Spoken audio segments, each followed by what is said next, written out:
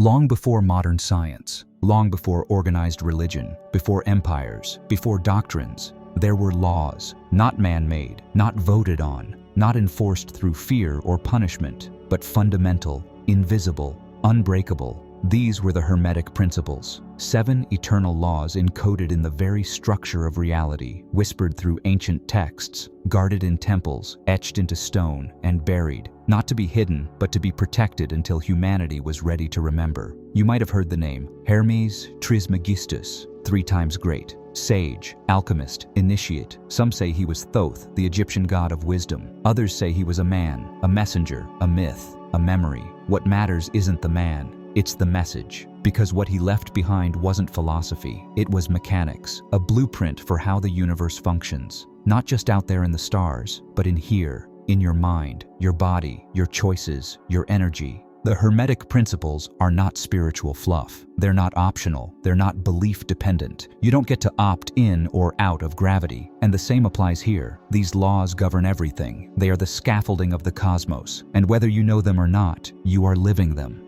every single day. So why haven't you been taught them? Because power comes with responsibility. Because true freedom, the kind that isn't handed to you by systems, but reclaimed through knowing, terrifies the world built on control. And the Hermetic Principles? They don't control, they liberate. But only if you're ready. Ready to move beyond victimhood, beyond chance, beyond chaos.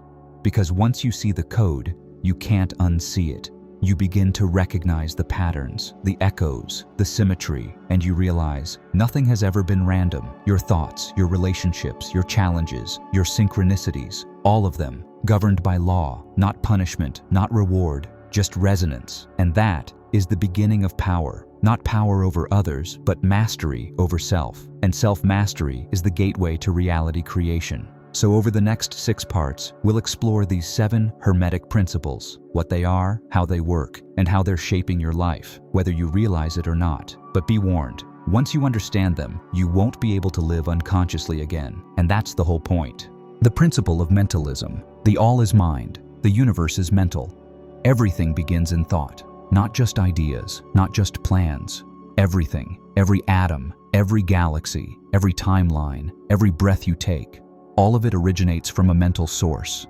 The Hermetics called it the all, not God in a religious sense, but an infinite, intelligent, self-aware field, consciousness with no beginning and no end. Everything that exists is a projection of that one mind. And since you are part of creation, you are also part of that mind, which means you don't live inside the universe. You live inside a thought, and your own mind is a fractal of the universal one. Your imagination is not fantasy, it's creation in blueprint form. Every thought you focus on, especially when charged with emotion, becomes a seed in the mental fabric of the field. That's why what you dwell on expands, why your internal state shapes what you see, why the stories you repeat become your life. Because the universe doesn't care what you think, it simply reflects that you're thinking. Your reality is not an accident, it's an echo. That's mentalism. Nothing exists without thought, and everything you think has form, even if it hasn't manifested yet.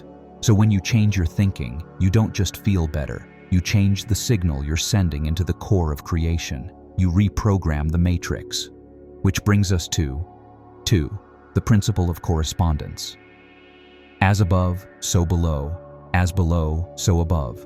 As within, so without. As without, so within. This is the law of reflection, the principle of mirroring, the key to unlocking the illusion of separation. You've been taught that there's you and there's the world, that your thoughts are private and life happens outside. But the Hermetics say otherwise. Everything you see outside is a reflection of what's happening inside, and everything inside you is structured by the same code that governs the stars. You are not separate from the cosmos. You are a microcosm of it. Your body reflects the geometry of the universe. Your emotions mirror the movement of energy through the field. Your beliefs shape the filter through which the field responds. There is no out there that is not also in here. When the world feels chaotic, look inward. When your relationships feel stuck, look inward. When you can't escape a pattern, look inward. Because the outer is not the cause, it's the echo. You're not reacting to reality, you're reacting to the version of reality you're tuned into. based on the signal you're broadcasting. This is not a metaphor, it's mechanics. Like a radio receiver, your mind picks up and projects based on resonance. Change your frequency, and the station shifts. That's why people who do deep inner work often find their whole life reorganizing around them, without forcing anything externally. Because the shift already happened. This law is a bridge, a link, a key. It teaches you to stop fighting the mirror and start adjusting the source. Because when you heal the within, the without has no choice but to follow. The principle of vibration. Nothing rests, everything moves, everything vibrates. Everything is energy, not as a metaphor, as a measurable, observable fact. Matter is not solid, it's compressed energy. Atoms are not still, they vibrate constantly. And every vibration carries frequency, and every frequency communicates. Thoughts vibrate, emotions vibrate, words, symbols, names, all of them hold charge. You're not a static object in a dead world. You are a frequency-emitting field moving through a sea of frequency-responsive matter. You attract, repel, influence, and create based on your vibrational state. When you're in fear, your thoughts constrict. When you're in peace, your awareness expands. When your vibration rises, so does your perception, your choices, your outcomes. This law explains why two people can walk into the same room and experience completely different realities. Because they're not receiving the same field, they're tuning into different vibrations. So how do you change your vibration? Not just through affirmations, but through embodiment, breath, stillness, movement, intention, sound. Every action you take either raises or lowers your frequency, and the field responds. Vibration is the language of the universe, and your dominant vibration becomes your dominant reality. 4. The principle of polarity. Everything is dual, everything has poles, everything has its pair of opposites. Opposites are identical in nature, but different in degree. This law is the key to understanding duality, not as conflict, but as spectrum. Light and dark, hot and cold, love and fear, truth and illusion. They are not separate forces, they are the ends of the same scale. Darkness is not the opposite of light, it is the absence of it. Just as fear is not the opposite of love, it is love constricted. Polarity is not here to divide you, it's here to teach you motion, to help you navigate. You are not stuck in opposition. You are meant to move between poles, with awareness. The moment you recognize that every shadow is simply light and potential, you stop resisting, you stop judging, you start choosing. Because mastery doesn't mean avoiding the negative. It means learning how to alchemize it, to turn fear into clarity, pain into power, limitation into refinement. This law also teaches tolerance. It shows you that every truth contains its paradox, that what you reject in others often mirrors what's unclaimed in yourself. Polarity invites you to stop reacting to contrast and start dancing with it, to move between dark and light not as enemy and ally, but as two faces of the same source. You don't choose sides, you choose alignment, and alignment comes from integration, not perfection, presence. If this is starting to feel familiar, it means you're waking up. Subscribe and turn on the bell. The remembering continues. The principle of rhythm. Everything flows, out and in. Everything has its tides. All things rise and fall. The pendulum swing manifests in everything. All of life moves in waves. Your breath, your heartbeat, your emotions, your seasons, your growth, your loss, your remembering. Everything rises and falls. Everything contracts and expands. This is rhythm, not chaos, not punishment, but order, in motion. This law teaches you one of the most freeing truths. Nothing stays. No pain is forever. No joy is permanent. Everything moves.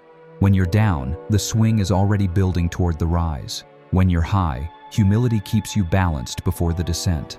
And the more attached you are to any one phase, the more you suffer when it changes. But when you begin to observe the rhythm, to feel the pulse of the pendulum, you stop identifying with its swing. You start to find your center, the eye of the storm, the silence between the beats, the still point where the dance of life pauses, just long enough for clarity to arrive. This is why meditation matters, why stillness is power, because it disconnects you from the swing and reconnects you to the rhythm behind the rhythm. Once you master this law, you don't avoid the lows. You learn to surf them. You stop fearing the fall because you trust the return. And through that trust, you gain momentum. Because rhythm doesn't punish, it pulses. And if you move with it, life flows through you.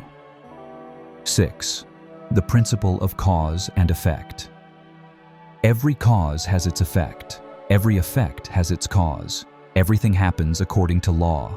Chance is but a name for law not recognized. There is no luck. There is no accident. There is only law. Every action ripples. Every intention echoes. Every choice returns. You are not a victim of circumstance. You are the cause, consciously or unconsciously, of far more than you realize. This law says, nothing just happens. It is created, either by direct action or by vibrational permission. When you allow beliefs to go unchecked, they become silent causes. When you leave thoughts on repeat, they become background programs writing your reality. And when you act without awareness, the effects still come. Only you don't recognize their source. That's what most people call randomness. But randomness is just causality you haven't traced yet. This principle is empowering and humbling because it reminds you, you are responsible for the signal you send, not just in words, but in energy, in alignment, in coherence. And the effects? They follow the code, not to punish, not to reward, but to teach, to reflect. Every time you shift your cause, the effect shifts with it. This is how karma works, not as cosmic revenge, but as mirrored vibration. What you send, you live. What you believe, you see. What you choose, you become. And when you become aware of the cause you are, you become master of the effects you receive. The principle of gender. Gender is in everything. Everything has its masculine and feminine principles. Gender manifests on all planes. Forget what you think you know about gender. This isn't about biology. This isn't about identity. This is about energy, about polarity, about balance. Every force in the universe, from galaxies to seeds, from thoughts to relationships, contains both masculine and feminine aspects. They are not opposites, they are complements. Two currents of creation, two directions of flow, two frequencies of force. The masculine is directive, it is focus, penetration, structure, initiation. It's the straight line, the clarity, the will to move forward. The feminine is receptive. It is intuition, gestation, compassion, surrender. It's the curve, the depth, the vessel that holds becoming. Nothing is born without both. An idea, masculine, must be received and incubated, feminine, before it becomes real. A vision, feminine, must be acted upon, masculine, to take form. Within you, regardless of your body, both energies live.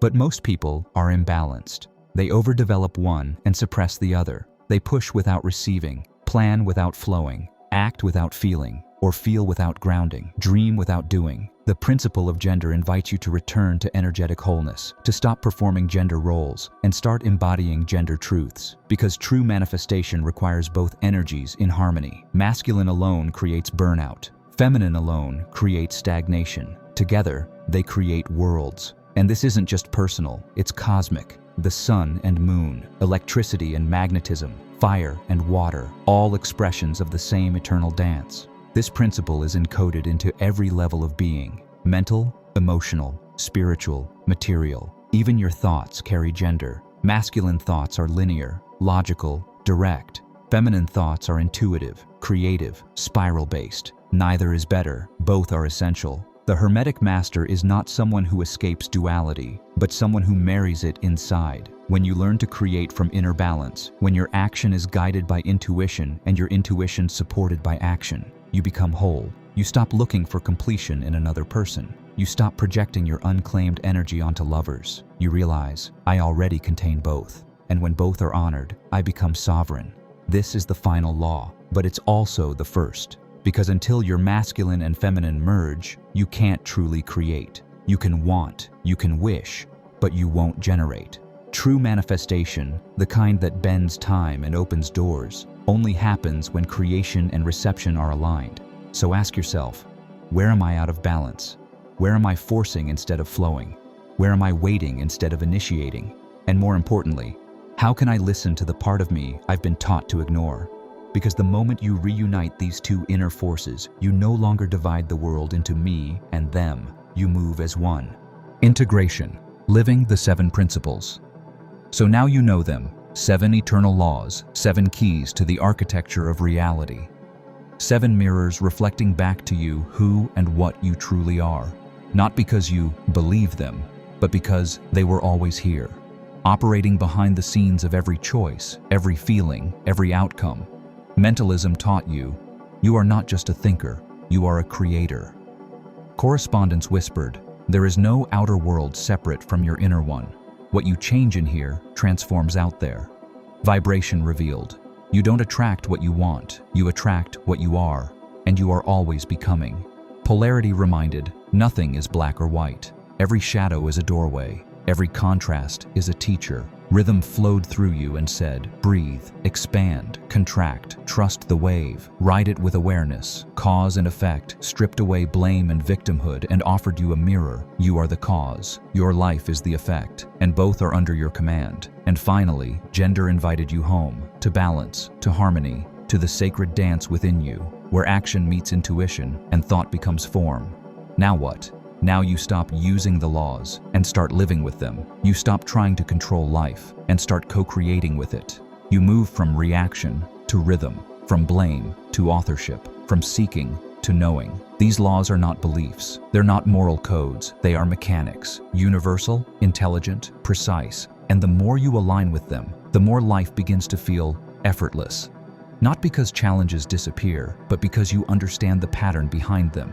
You stop saying, why me? You start asking, what is this showing me? You stop fighting contrast. You start using it to sharpen your awareness. You don't become immune to rhythm. You become the surfer. And most importantly, you remember that you are not here to escape the system. You are here to master it from the inside out. So what does mastery look like? It looks like stillness in chaos, presence in motion, choice in reaction, power in gentleness. It looks like remembering that these laws don't exist to limit you.